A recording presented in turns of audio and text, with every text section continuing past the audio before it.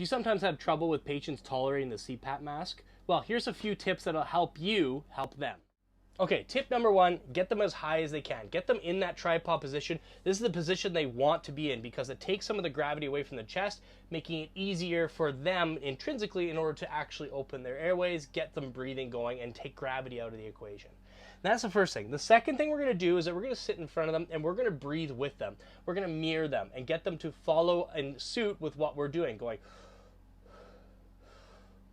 and try and get them to follow suit with that. That's the second thing.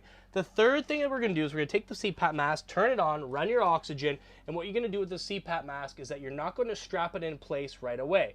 What you're going to do is that you're going to get them to continue to mirror your breath, and then you're going to say, okay, I'm going to put the mask on. I want you to take 4 breaths into the mask. And then you're going to put it on and continue to mirror with them.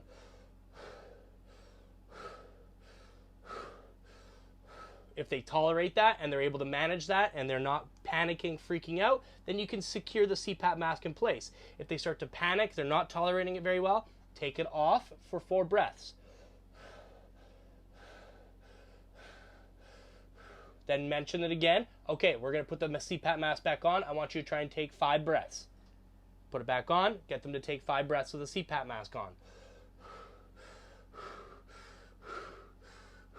And if they tolerate that, perfect, secure it into place.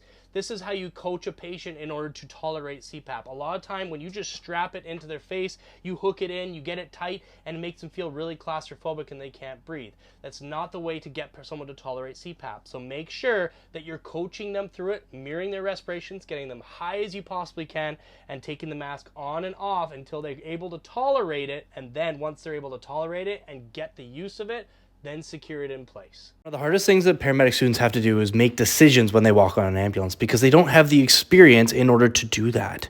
And so what we've done is solve that problem. We have built dozens of interactive scenarios so you can see the patients and see their vital signs and answer questions that you see in front of you and get immediate feedback. So when you walk on an ambulance, you feel more confident treating your patients.